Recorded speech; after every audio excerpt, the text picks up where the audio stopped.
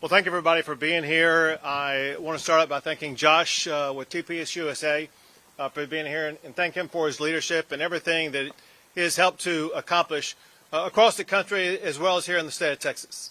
And obviously, I want to thank the Lieutenant Governor, who will be sharing more about what he's done, but I'll thank him now and thank him also later for his unique and extraordinary support and contribution to this entire effort.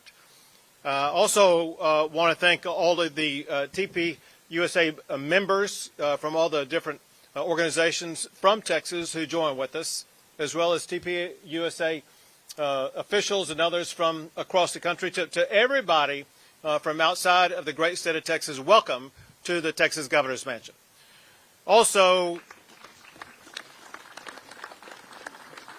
I am especially proud of all of the Club America high school clubs and chapters, many of whom have leaders standing behind me right now. What they are doing on our high school campuses is truly transformative. This morning, I had the opportunity to speak with Erica Kirk, and we talked about Charlie's passion for working with the youth of America, and in particular, his pride about what was being achieved in Texas. She told me stories about how he came home telling her about how proud he was to see the growth of the number of chapters here in the state of Texas. And I told her what I'll share with you, and that is there is, I think, no moment in this century that we've had an organization as powerful as TPUSA. And also there's been no moment in time during the course of this century when there was such an urgency and such a need for an organization like TPUSA. They've helped to restore moral clarity, restore constitutional principles, and to restore our founding values. What they've done is put America right back on the right course, starting with maybe the most important thing that we could start with, and that is with our youth in our high schools and our colleges. I want to thank, and we all thank, Charlie Kirk for spurring this movement and then expanding it all across our country. And we're so proud to say that Texas is taking the lead in expanding what Charlie Kirk did right here in Texas. And what they're doing is far more than just their prolific programs that we see in our colleges and universities. What is heartwarming for me about the future of our state is the fact that Texas ranks #1 in America for the most high school Club America TPUSA programs of any state in the United States of America.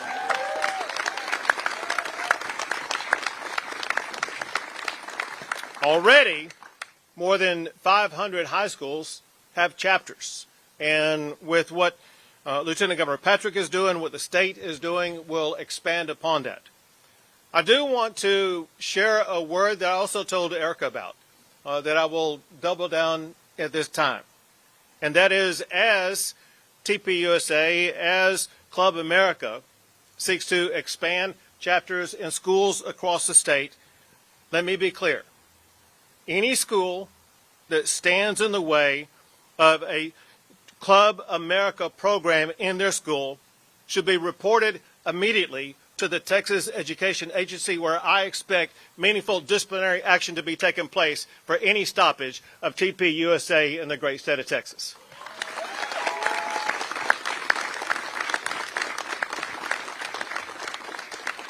So once again, I'm so grateful for the young men and women behind me and their peers across our state for stepping up and identifying themselves as the future leaders of the Lone Star State.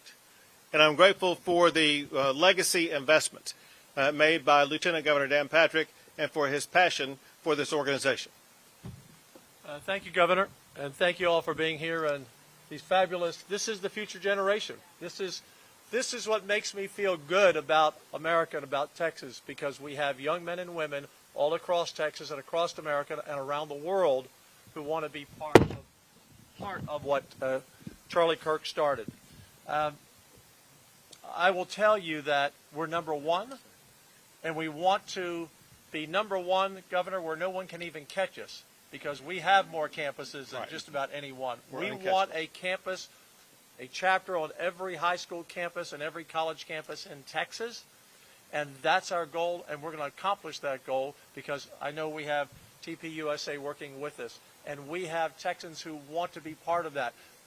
I will tell you that, Governor, this kind of came out of nowhere to me. My grandson, who's now a freshman in a high school, didn't know much about Charlie Kirk, and neither did his friends until that terrible day. And they decided they wanted to be part of that. And they now have one of the biggest clubs already in the state.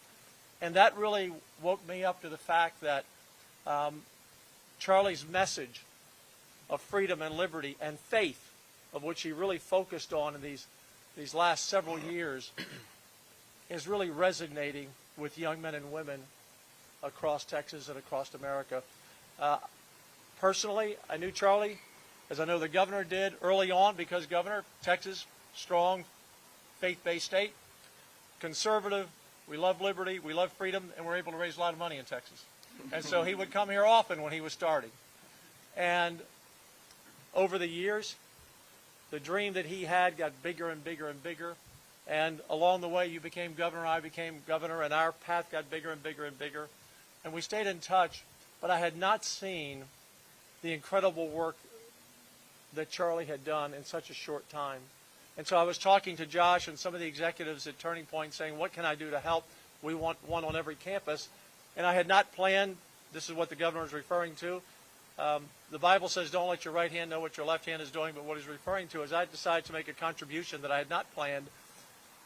At the end of that phone call, when I told him a story that I remember so well, it was on the date of the inauguration in 2017 for President Trump, and we were going to the Trump Hotel to celebrate.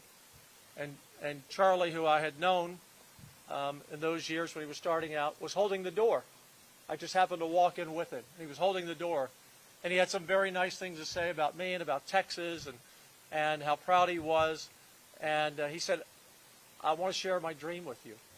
So in the chaos of what was going on in the lobby of the Trump Hotel that night, we sat there on a couch, and he told me, Governor, his dream, which a lot of people doubted could ever happen. How could you go to tables like this, on campuses like this, one-on-one, and share your values and have people come up and listen? How could you sit at tables like this and talk with people who disagreed with you, but in a very Christian way, in a very mature way, in a very respectful way? He talked to those who were against him the most. And he at least got them thinking, and many changed their views, and of course many came because they believed in his views, and they came to join Turning Point because they knew this, but they didn't know where to go. They didn't have a group to talk to. They didn't have a group to meet with. So Charlie did so much. And on that call, as we were talking, I just remembered that night like it was yesterday, sitting on the couch, talking to him about his future. And I thought, the Lord just put on my heart, let's make a contribution and pay it forward, because Charlie made the ultimate sacrifice, Governor, for what he believed. You know, we need combatants in this world to stand up for what's right. We should not be ashamed to talk about the things we believe in. We should not be ashamed to talk about our faith, no matter what faith that may be. And Charlie did that, and it cost him his life. So the least we can do for Charlie is to carry on his dream and his legacy. And I know, because of Turning Point and Charlie Kirk, that Texas will be a greater state in the future than it ever would have been without him, and America will be a better place than it ever would have been if not for Charlie Kirk. So I'm just honored to work with you, and the governor and I, we're going to do everything that we can to be sure Texas leads the world in chapters right here in Texas. Very good. Josh? Hello, everyone. My name is Josh Chifo. I've been with Turning Point since I met Charlie at a Tea Party rally in 2014. He walked up to me and he said, I just started this thing called Turning Point USA in my garage. I'm going to make it cool to be a conservative. Why don't you join me? And saying yes that day was one of the best decisions I ever made. He spoke to a crowd smaller than this, trying to convince them that you could actually convince a young person to be conservative. In the Obama years, that sounded crazy. Fast forward 10 years, and Charlie's seemingly overnight success with the youth vote in 2024, which was largely also due to the work of Tyler Boyer back there, the head of our political operations. That was the result of 12, 13 years of sitting at tables like this. And in the early years, very few people would come out. And year after year after year, he showed up and he brought the truth. So a couple weeks before he passed, he spoke to the board, to some executives, and he gave us a charge. He charged us to put 20,000 Club America chapters all over the country. He was sick of this idea in the American psyche that when you became a teenager, that's when you left the faith. That's when you became liberal. It's almost like conservative parents were scared of that. And he had an idea. What if we create an inverse culture? What if Club America at every high school in the country is where you learn about Jesus, where you learn about the founding of the country, where you learn that you should value marriage and family? And he wanted to get them in high school. We have an amazing college program. We're on almost every major and mid-sized college in all 50 states. But we were only on 1,200 high schools the day that he passed. I am proud to report that 3 months later, we are now on 3,000 high schools across the country.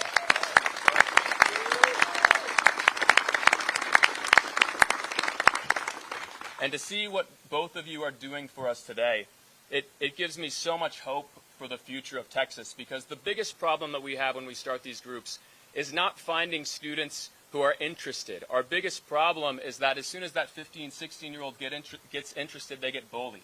Teachers and administrators tell them, if you do this, then you might get a bad grade. If you do this, I'm not going to write a letter of recommendation for you. And it's pretty easy to bully a 14, 15-year-old, and that disgusts me. That should not be the country we live in.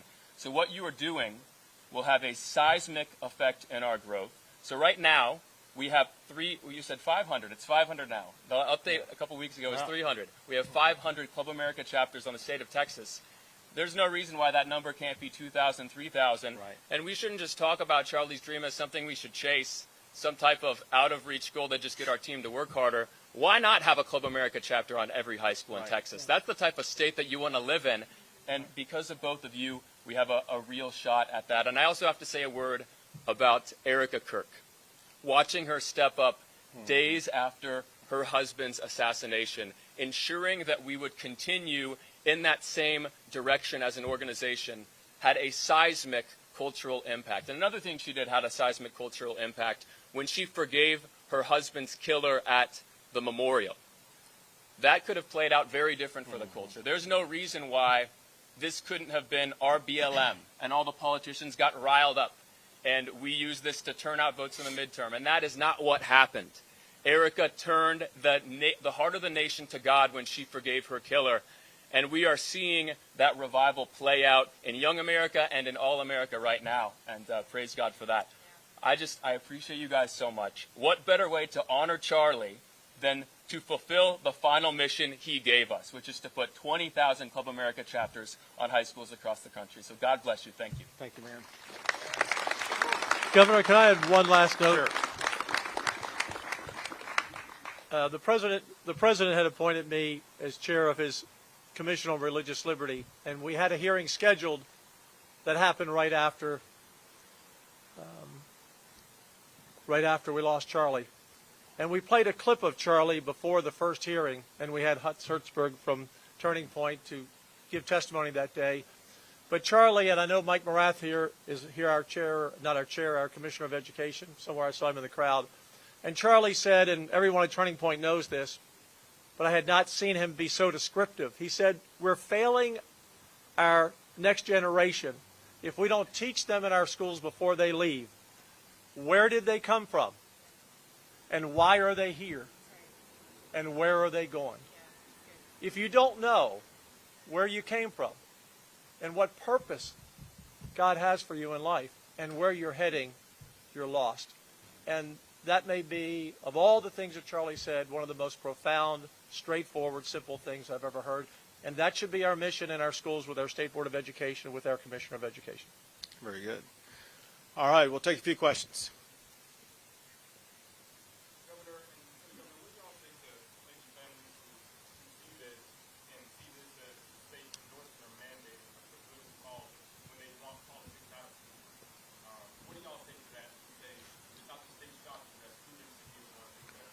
So, and I'll let Josh correct me here if I'm wrong about this, but what a lot about Club America and TPUSA is not in a particular political party or anything like that. As I articulate, listen, this is about values. This is about constitutional principles. This is about a restoration of who we are as a country. And I'll take a step further and make this clear. I went to public schools here in the state of Texas. When I went to Duncanville High School, I was a member of the Fellowship for Christian Athletes.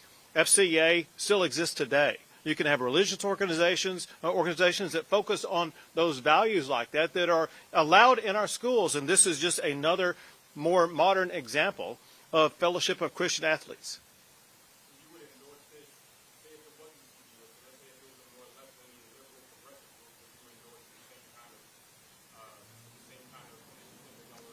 So to be clear, it's highly unlikely I would endorse it. But it doesn't mean that it would not be legal for it to be on a campus.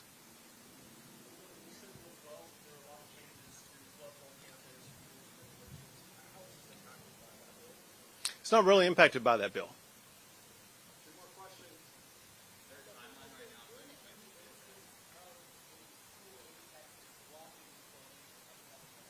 Not that I'm aware of yet. The person who would know that is Mike Morath. I don't see where he is, but We don't have any complaints yet, but if we do, we will investigate. no complaints yet. But if one does arise, they will investigate.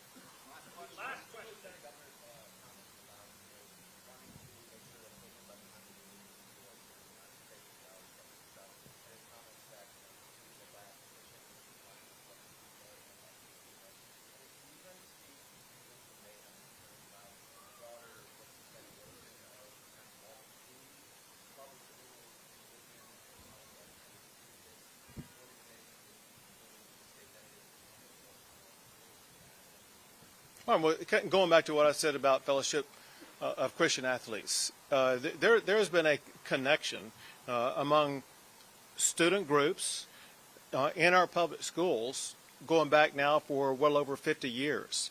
And this is just a modern day version of that, but it's actually so much more because of what it's seeking to achieve.